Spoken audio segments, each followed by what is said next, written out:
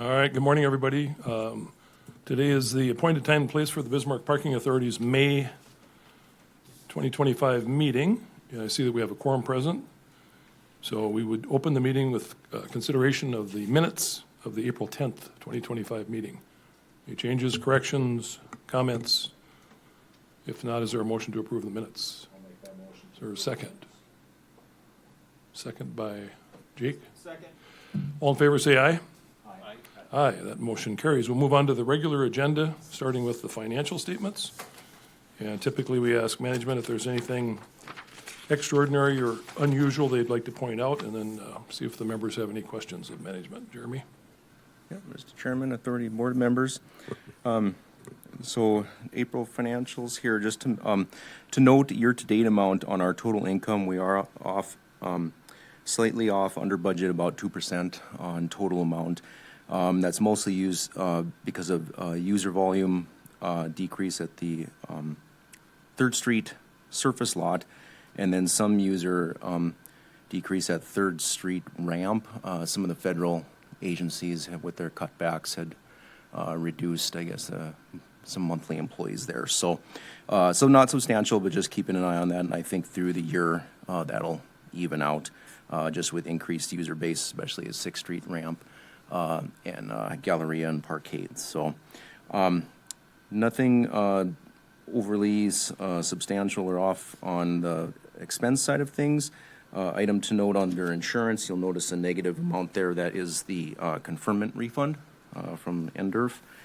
And then our reserve account, $2,962,876, and that combined with our checking, we have $297,440 in checking. So total operating balance $3,260,316.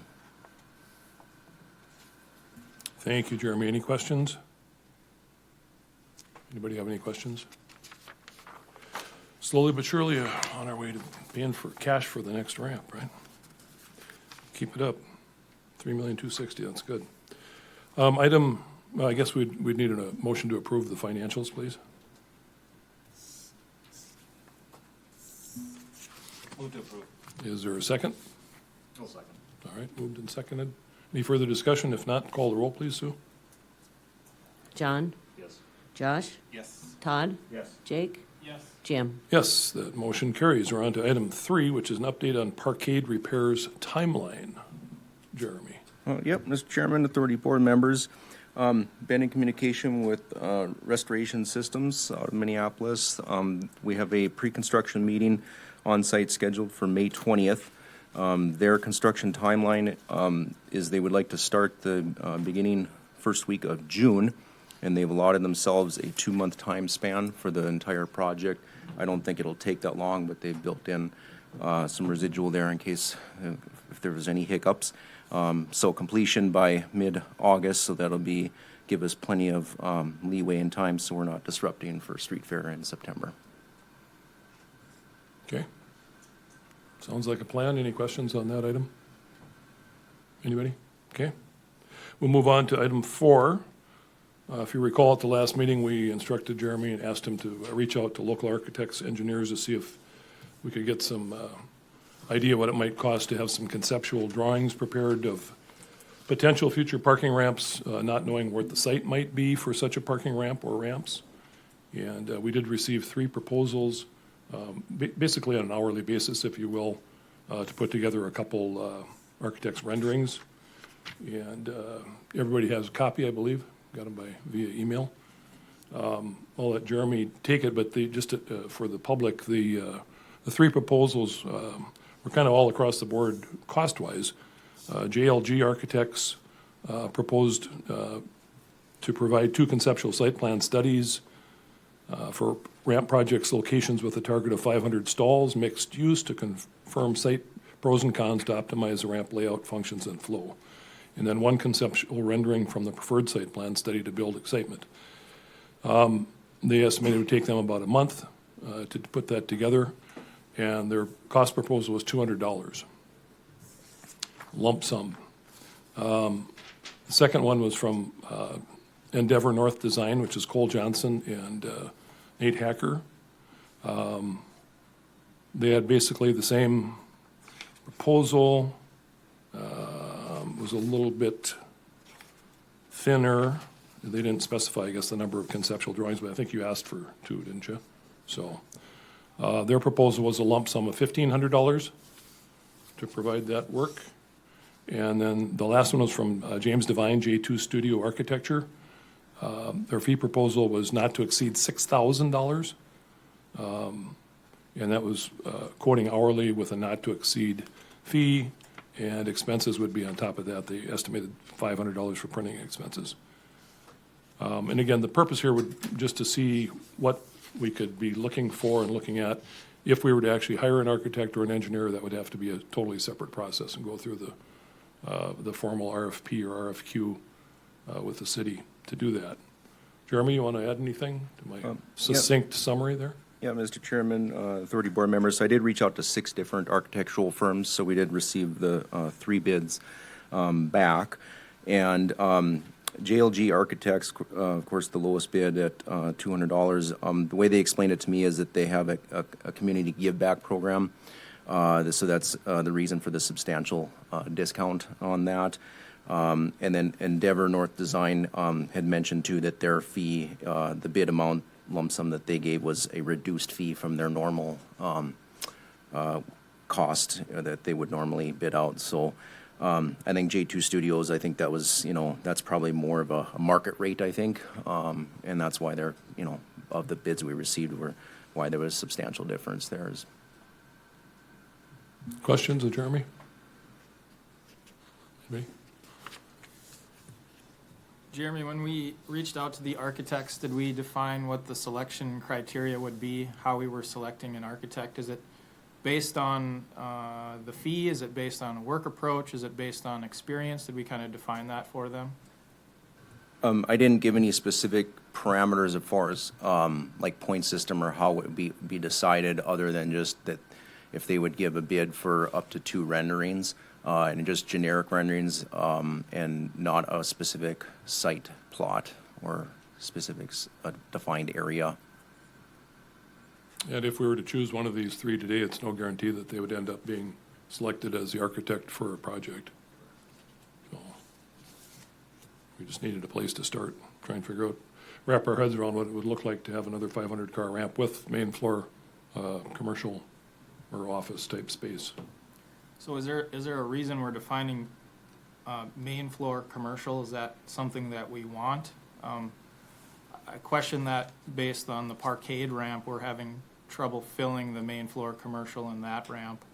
Are there other solutions that we're not thinking about? Maybe it's a wraparound commercial use or residential or something like that. I think all those would be open for consideration when we get to that point, yeah.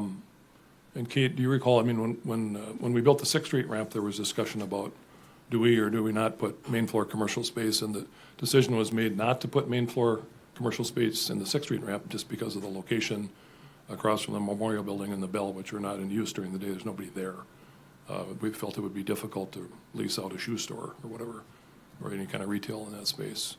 But subsequent to that, and maybe Isaac can answer this question as well, did we modify the downtown plan to require, do you know, Kate?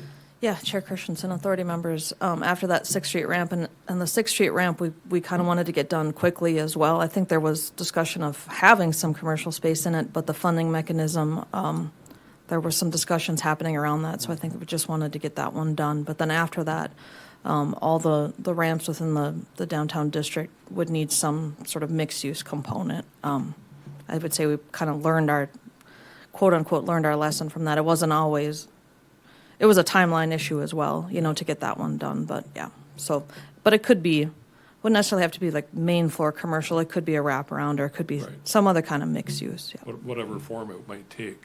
But my question was, and Isaac, are you still here behind the column over there? Thank you. Is it laid out in the downtown plan now, the development plan, that we have to have an active main floor and future ramps? So, Chair Christensen and authority members, there are preferences for ground floor active uses such as retail, particularly along what are called signature streets in the downtown plans. That would be 5th Street and Main Avenue. There have been conversations, though, about whether or not requiring it in all locations along there is perhaps the best use of that space, or if other options such as residential or things like that would be just as beneficial or if not more beneficial. So there is some flexibility there, but there's at least a preference along those streets. Yeah, I think we all favor that. I mean, that's what most cities do, right? Is have active main floors on their parking structures or hide the parking structures behind an active. So if it was located on a Rosser Avenue, it would be more likely to be required than if it was, say, a block north of Rosser. Right? I guess it would be location dependent. To a certain That is correct. It would partially be location dependent based off of like the downtown streetscape standards and things like that. Okay.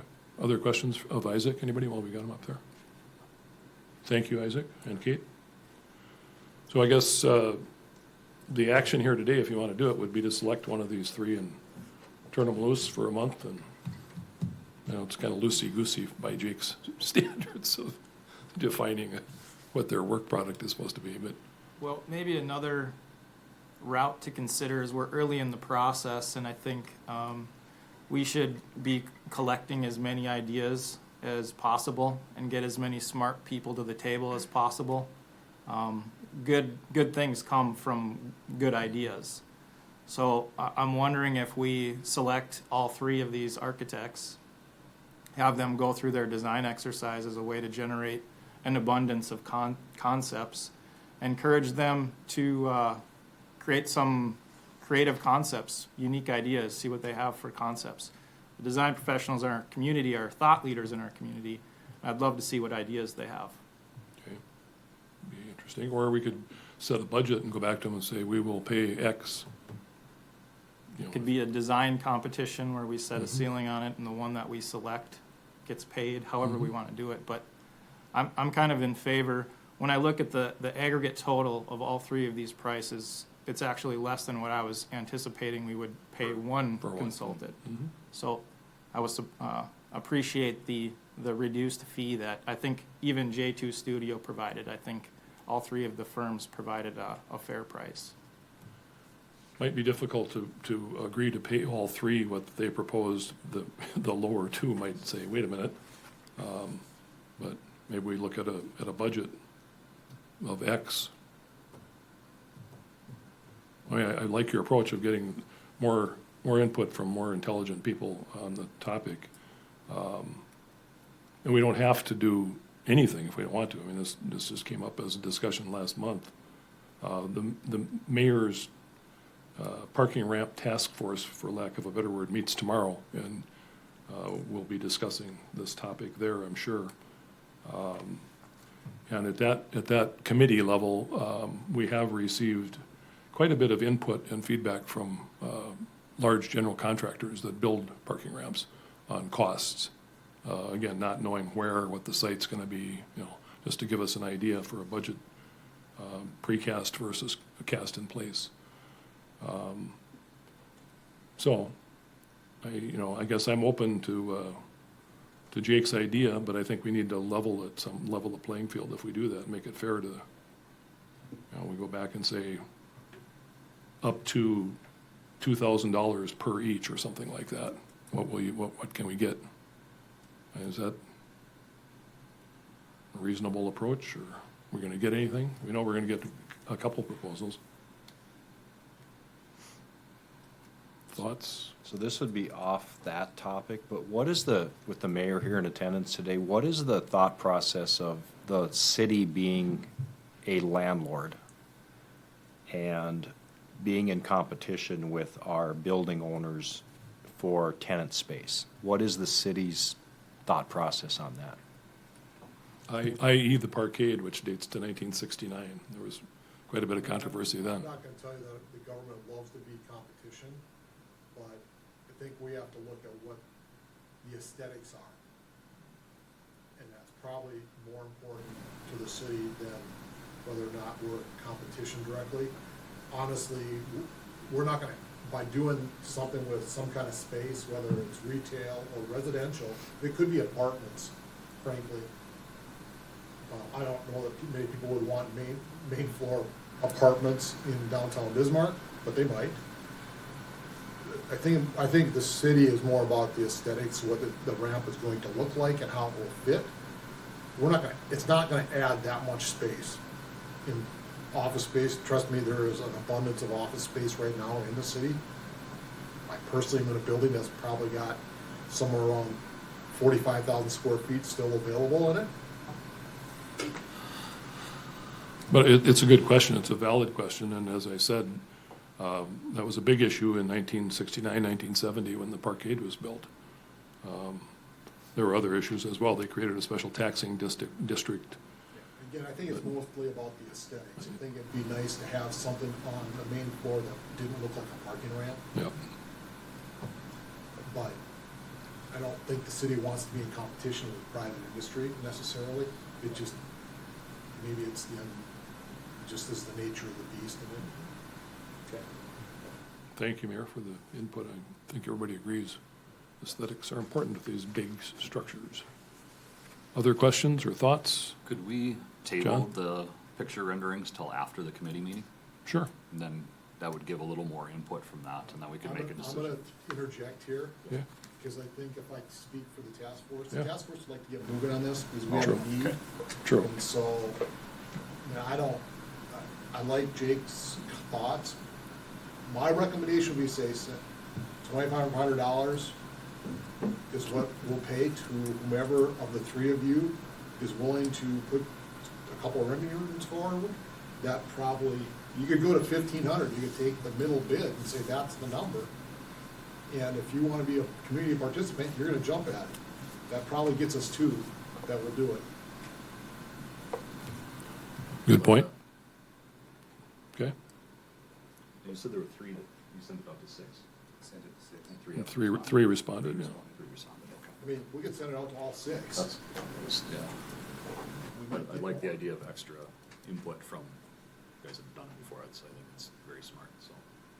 Well, we sent it to 6 and got 50% response.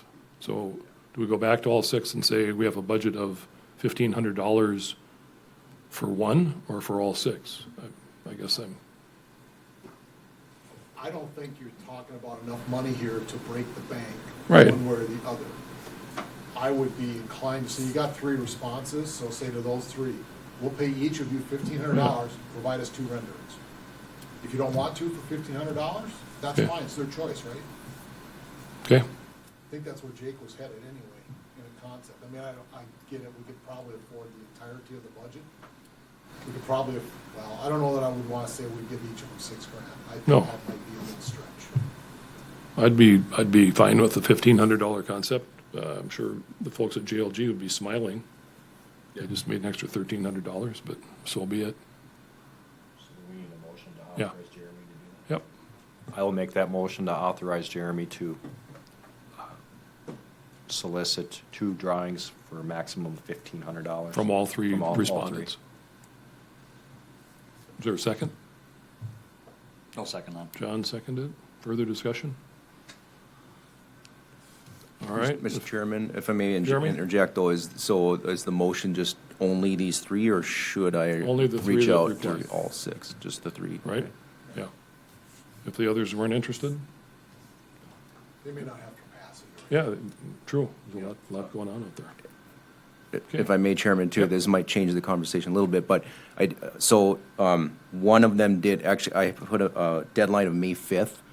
A day later, I did receive a late inquiry saying, did I miss the deadline? Sorry, I didn't respond earlier. So there was one other one that may have been interested, so, but I only received the 3 bids. I think the 3, I think they're all adequately qualified. And some of them, in the case of J2, they designed the 6th Street ramp, and JLG has extensive experience around the state with ramps. So I'm not sure about Nate and Cole, but I think they're all qualified. So I'd go with the 3 that responded. I think that was your motion. Okay, further discussion? I'm wondering if we could provide additional design direction for these folks? You know, we talked about that ground floor commercial.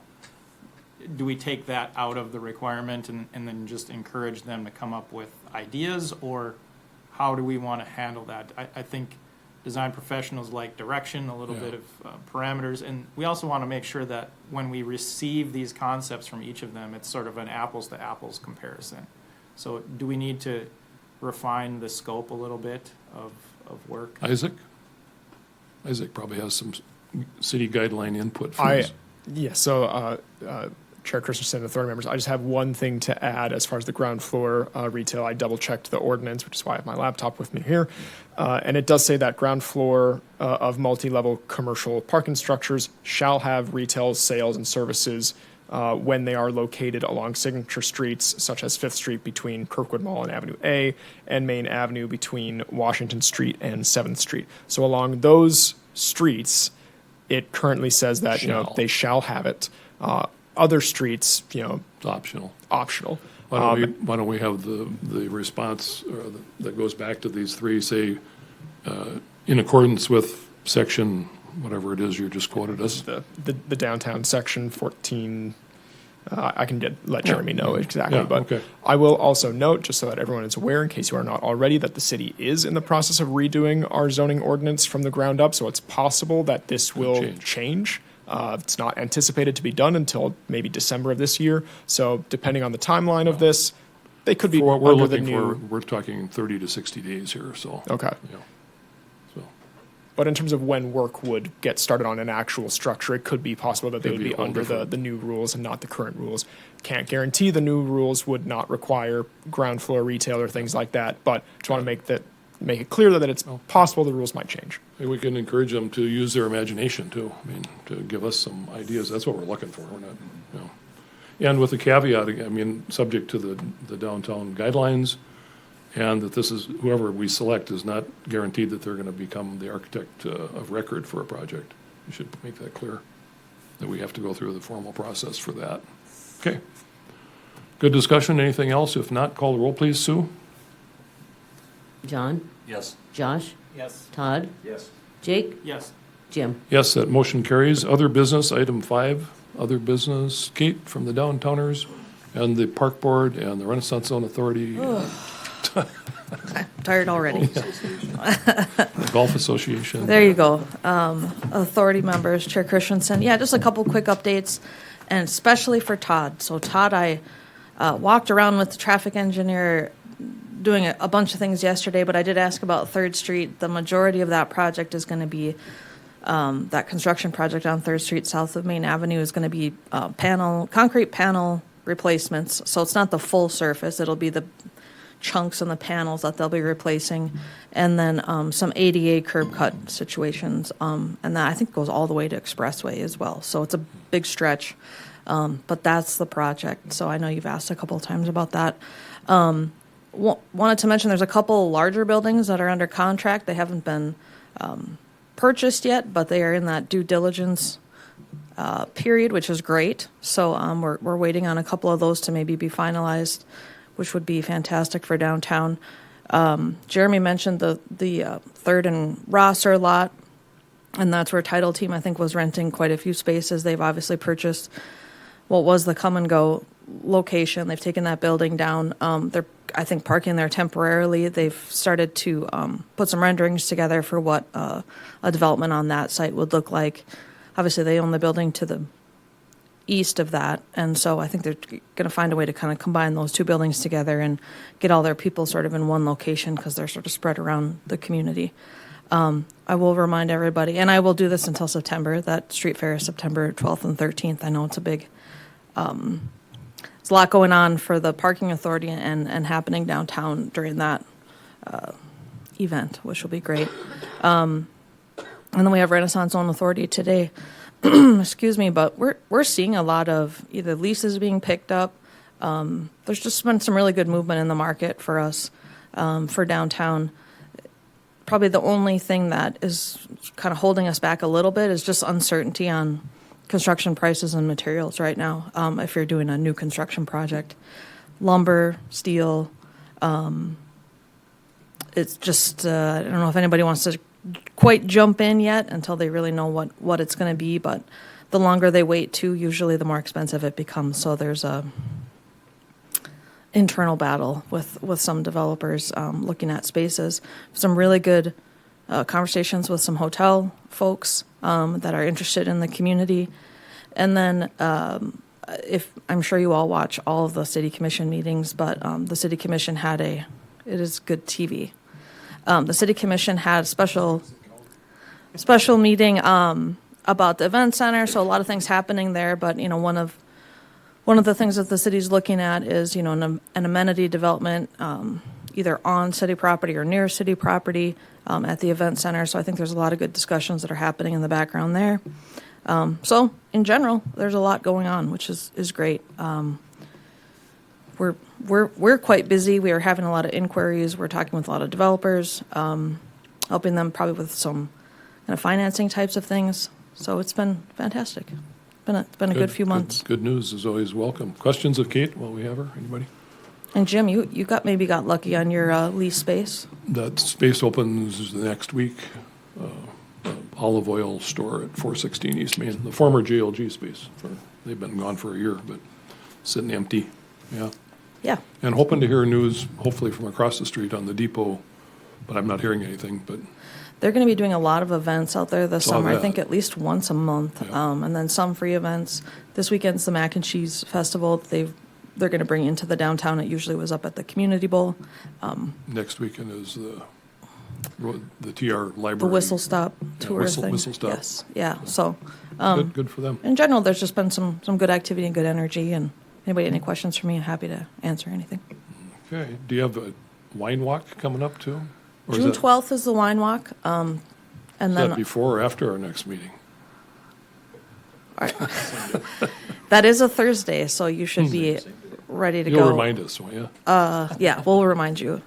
And then obviously Mother's Day. We've got Sisterhood Saturday, which the boutiques do, and we have a progressive flower bouquet walk this weekend. So you get a stem at each location. It'll be pretty fun. Things are coming back to life. Okay, thanks, Kate. Other business for the good of the order? Anybody have anything? Anything from the peanut gallery over there? No? If there's no further business and if there's no objection, we stand adjourned until June 12th. Thank you, everybody.